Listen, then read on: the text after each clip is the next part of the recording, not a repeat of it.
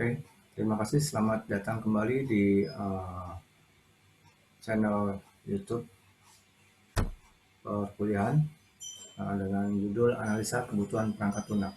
Ya, ini channel materi perkuliahan yang akan saya bawakan.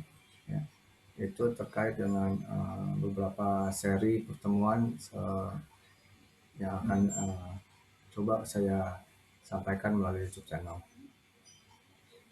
Sebelumnya saya akan coba tampilkan terlebih dahulu dalam bentuk screen sharingnya.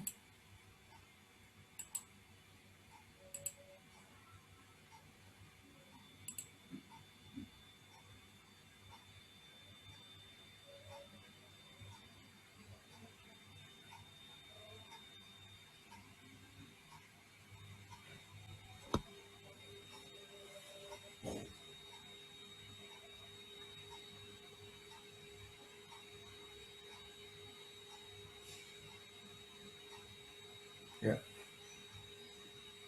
Jadi selama pertemuan sebelum UTS nanti kita akan sama-sama mempelajari kebutuhan-kebutuhan perangkat lunak yang akan ada di sebuah organisasi atau perusahaan dan bagaimana cara mengakomodir kebutuhan tersebut.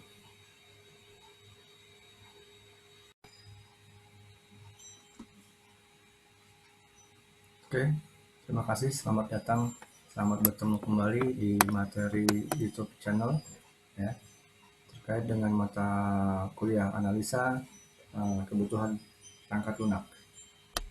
Ya, jadi semester ini kita akan mengikuti pertemuan sejumlah 7 pertemuan sebelum UTS dan 7 pertemuan setelah UTS. Itu akan terdiri dari beberapa materi yang akan saya sampaikan secara serial akan saya upload dan akan saya sampaikan menggunakan media YouTube channel. Baik, selanjutnya kita akan masuk ke materi. Saya akan coba tampilkan slide dulu. Ya, ini adalah slide yang akan coba saya sampaikan ke materi pertama. Ini bisa dilakukan di pertemuan pertama dan kedua. Jadi tahapan pertemuan yang akan kita lakukan nanti akan saya sampaikan. Sebelumnya saya akan memperkenalkan diri saya dulu. Ya. Ini adalah data atau rutinitas sehari-hari saya selain sebagai akademisi atau dosen tetap dari program studi informatika Fakultas Ilmu Komputer Universitas Bayangkara Jaya. Saya adalah seorang praktisi konsultan MIS atau IT, Project Management, kemudian praktisi konsultan Scrum Master, konsultan ISO Audit TI, dan trainer profesional Project Management, Scrum, dan Business Analyst, serta Audit TI itu sendiri. Dan saya juga sebagai salah satu asesor SPP1 Ubara Jaya.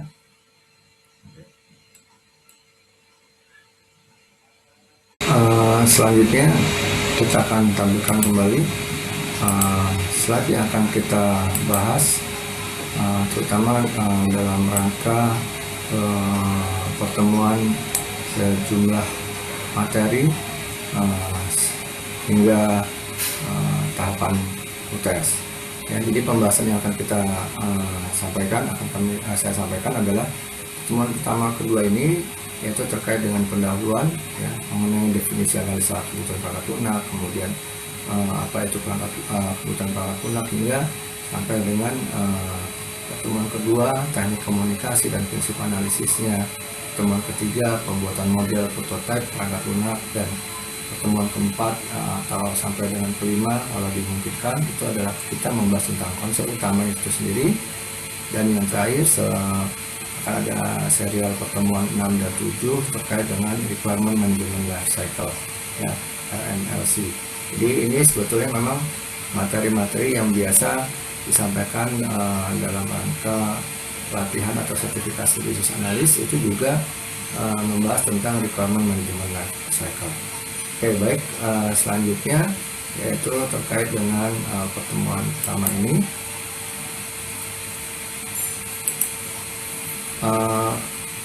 Tentang kebutuhan perangkat lunak, ya, kita bisa lihat di sini kebutuhan perangkat lunak itu sendiri yaitu kondisi, kriteria atau syarat atau kemampuan yang harus dimiliki oleh perangkat lunak untuk memenuhi apa yang disyaratkan atau diinginkan oleh pengguna atau oleh pemakai, ya.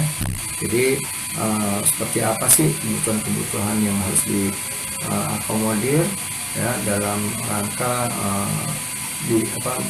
bisa membantu seorang pengguna dalam menyelesaikan tugas-tugasnya. Ya, jadi ada 3 jenis kebutuhan perangkat lunak, ya. Satu, kebutuhan fungsional, ya, atau functional requirement, atau disebut dengan kebutuhan operasional, ya. Merupakan kebutuhan yang berkaitan dengan fungsi atau proses transformasi yang harus mampu dikerjakan oleh perangkat lunak itu sendiri, ya. Karena memang sekarang eranya sudah era digital transformation, eranya bertransformasi. Jadi nanti di sini bagaimana sebuah organisasi melakukan proses transformasi, ya, untuk menjadi sebuah eranya digital. Sebagai contoh di sini perangkat lunak harus dapat menyimpan semua rincian data pesanan pelanggan, misalkan seperti itu. Kemudian perangkat lunak juga harus dapat membuat laporan penjualan sesuai dengan periode waktu tertentu. Kemudian perangkat lunak juga harus mampu menyajikan informasi jalur pengiriman barang yang terpendek seperti apa dan lain sebagainya. Jadi itu adalah kebutuhan secara fungsional atau functional requirement, ya. Kemudian ada juga dengan kebutuhan antarmuka atau interface requirement-nya. Jadi si pengguna atau user di sini memerlukan informasi terkait dengan antarmukanya, ya, bagaimana menghubungkan perangkat lunak dengan elemen-elemen perangkat keras, ya, kemudian perangkat lunak ataupun juga sampai ke basis datanya atau database yang akan digunakan dalam hal pengoperasian perangkat lunak tersebut. Ya, sebagai contoh di sini ada perangkat untuk memasukkan data dapat berupa keyboard, mouse atau scanner. Kemudian ada juga akses ke basis data menggunakan ODBC atau Open Database Connectivity, ya. Nah, yang ketiga adalah kebutuhan unjuk kerja, yaitu performance requirement, ya. Kebutuhan yang menetapkan karakteristik unjuk kerja yang harus dimiliki oleh perangkat lunak, misalnya kecepatan, ya, frekuensinya. Nah, itu contohnya adalah perangkat lunak harus bisa mengolah data sampai 1 juta record misalkan untuk tiap transaksi, ya. Ini terkait dengan performanya, ya. Kemudian perangkat lunak juga harus dapat digunakan oleh multi user sesuai dengan otoritas yang diberikan pada user tersebut. Kemudian waktu tanggap penyediaan informasi maksimal selama 1 menit misalkan. Jadi ini adalah terkait dengan kebutuhan-kebutuhan perangkat lunak, ya. Secara jenis kebutuhan tersebut bisa kita lihat berdasarkan kebutuhan fungsional, kebutuhan interface-nya, dan itu lagi adalah performanya, ya. Itu adalah beberapa hal pendahuluan kita, dan yang perlu kita juga pahami adalah dampak kesalahan penentuan dari kebutuhan akan penggunaan perangkat lunak, ya. Jadi satu, misalkan seperti ini, ya, perangkat lunak yang dihasilkan tidak memenuhi kebutuhan pemakai yang sebenarnya. Yang kedua, interpretasi, ya, kebutuhan yang berbeda sehingga dapat menyebabkan ketidaksepakatan antara pelanggan, customer, ya, dan pengembangnya, ya. Jadi menyia-nyiakan waktu dan biaya dan mungkin akan menghasilkan perkara ke hukum misalkan. Ini adalah akibat dampak kesalahan penentuan akan kebutuhan, ya. Kemudian pengujian kesesuaian, ya. Pengujian kesesuaian ini juga dampak dari penentuan kebutuhan tersebut, ya. Pengujian kesesuaian perangkat lunak dengan kebutuhan yang dimaksud tidak akan mungkin dilaksanakan dengan sesungguhnya, ya. Artinya sesuai kebutuhan perangkat lunak sudah dicoba untuk disiapkan, ya, disediakan, tapi ternyata tidak dilakukan pengujian kesesuaian. Kemudian yang keempat, waktu dan biaya akan terbuang percuma untuk membangun sistem yang salah. Nah, jadi dampak-dampak kesalahan penentuan kebutuhan itu bisa beragam ya. Jadi bisa contohnya perangkat lunak yang dihasilkan tidak memenuhi kebutuhan, kemudian sampai ke jalur hukum, kemudian juga tidak ada dampaknya, nggak ada pengujian, apalagi penggunaan ya, pengujian aja tidak dilakukan ya. Kemudian yang berikutnya kita berusaha untuk cari tahu lebih jauh bagaimana contoh kebutuhan perangkat lunak pada sebuah organisasi atau perusahaan ya, itu contoh-contoh seperti apa, dan coba cari tahu lebih jauh ya dampak kesalahan penentuan perangkat lunak. Oke, nah berikutnya adalah terkait dengan analisa kebutuhan ya, ini pembahasan kedua di materi pertama, yaitu analisa kebutuhan ya. Di sini analisa kebutuhan, software requirement analysis ya, dari sisi analisa kebutuhan merupakan aktivitas awal dari siklus hidup pengembangan perangkat lunak ya. Jadi untuk proyek perangkat lunak yang besar, analisis kebutuhan dilaksanakan setelah tahap rekayasa sistem atau informasi dan software project planning ya. Nah ini adalah kapan analisa kebutuhan itu dilakukan ya. Nah, analisa kebutuhan dapat diartikan bahwa satu, proses mempelajari kebutuhan pemakai atau user untuk mendapatkan definisi tentang kebutuhan sistem atau perangkat lunak dari pihak mereka. Yang kedua, proses untuk menetapkan fungsi dan unjuk kerja ya, fungsi dan unjuk kerja perangkat lunak ya, menyatakan bahwa interface perangkat lunak dengan elemen-elemen dari yang lain, hardware, kemudian operating sistemnya itu dan menentukan kendala yang harus dihadapi si perangkat lunak itu sendiri ya.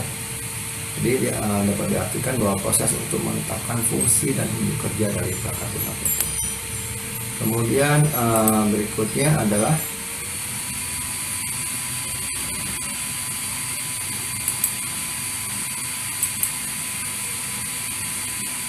tujuan pelaksanaan kebutuhan ya. Oke, di sini kita bisa lihat memahami masalah secara menyeluruh, komprehensif yang ada pada perangkat lunak yang akan dikembangkan seperti ruang lingkup produk dari perangkat lunak itu sendiri, atau yang sering kita dengar istilahnya adalah product scope, dan pemakai yang akan menggunakannya. Jadi tujuannya pelaksanaan analisa kebutuhan itu adalah memahami masalah secara komprehensif antara product scope dengan usernya. Kemudian yang kedua, mendefinisikan apa yang harus dikerjakan oleh si perangkat lunak tersebut dalam memenuhi keinginan dari si user tersebut. Nah, di sini kita bisa cari tahu lebih jauh output dokumen yang dihasilkan. Nah, kemudian tahapan analisis kebutuhan bisa kita lihat di sini. Menurut Pressman dibagi menjadi 5 area pekerjaan, yaitu pengenalan masalah, evaluasi dan sintesis, yang ketiga adalah pemodelan, 4 spesifikasi, dan yang kelima adalah tinjauan ulang atau di review. Oke, kita lihat di sini secara umum ya. 1, mempelajari dan memahami persoalan. Yang kedua, mengidentifikasi kebutuhan pemakai. Yang ketiga, mendefinisikan kebutuhan perangkat lunak. Yang keempat, membuat dokumen spesifikasi kebutuhan perangkat lunak (SKPL) ya, atau kita sering kalau dalam proyek disebut dengan SRS, Specification Requirement Software Requirement Specification (SRS) ya. Yang kelima adalah mengkaji ulang kebutuhan. Oke.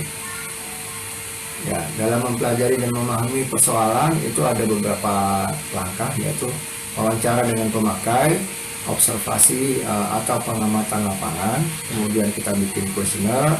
Yang keempat adalah mempelajari referensi atau dokumen-dokumen yang digunakan, seperti dokumen hasil analisa dan perancangan perangkat lunak.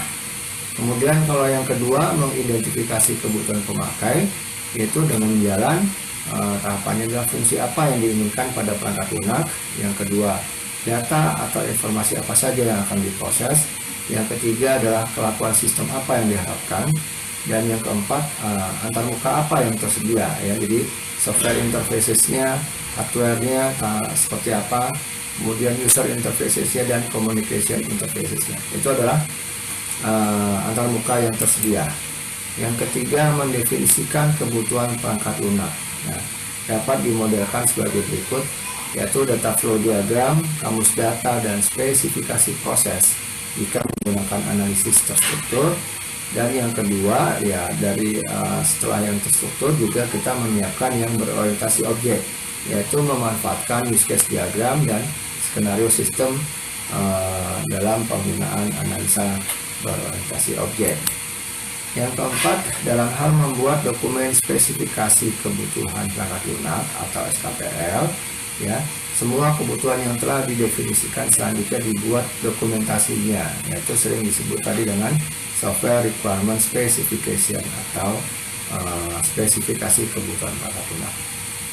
Dokumen ini dibuat untuk menyatakan secara lengkap apa yang dapat dilakukan oleh perangkat lunak, termasuk deskripsi lengkap semua antarmuka yang akan digunakan. Ya, yang terakhir adalah dengan mengkaji ulang ya dari kebutuhan. Jadi proses untuk mengkaji ulang ini sebagai bentuk validasi kebutuhan, apakah SKPL tersebut sudah konsisten, sudah lengkap dan sesuai dengan yang diinginkan oleh pemakai. Kemudian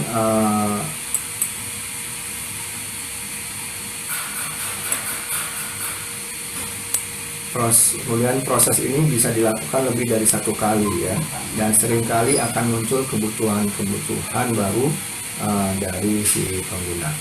Oleh karena itu diperlukan negosiasi antara pengembang dengan pelanggan ya, antara user dengan developer sesuai dengan prinsip win-win solution sampai kebutuhan tersebut disetujui oleh kedua belah pihak. Ya, nah ini jadi bisa cari tahu lebih jauh tentang contoh-contoh dokumen SLS yang ada ya. Kemudian yang kedua, bentuk dokumen SLS yang bisa dibuatkan pada perusahaan kalian ya, tempat kalian bekerja. Contoh kasusnya bisa juga kalian lakukan pada saat kalian menggali sebuah kebutuhan di perusahaan, baik itu dalam rangka KP ya, kerja praktek, magang, ataupun dalam rangka skripsi. Dan ini dengan refer atau dengan melihat sebagai acuan adalah contoh-contoh yang ada di poin pertama. Oke, terima kasih dari saya dalam hal materi penyampaian materi pertama mata kuliah KPL ini. Jadi memang materi ini lebih dekat dengan materi pelatihan di bisnis analisis profesional ya. Kemudian juga bagaimana nanti akan kita sajikan setelah UTS, terutama pembahasan tentang metodologi yang kita gunakan dalam rangka menggali kebutuhan user menggunakan Unified Modeling Programming Language ya, Unified Modeling Language ini itu yang biasa sering disebut dengan UML ya. Ini nanti kita akan lihat dari sisi use case-nya ya, bagaimana kita mendesain diagram tersebut menjadi sebuah perangkat lunak sesuai dengan kebutuhan ya. Jadi dari saya untuk materi pertama ini cukup sekian. Nanti akan menyusul serial-serial berikutnya untuk materi pembahasan analisa kebutuhan perangkat lunak. Terima kasih. Assalamualaikum warahmatullahi wabarakatuh.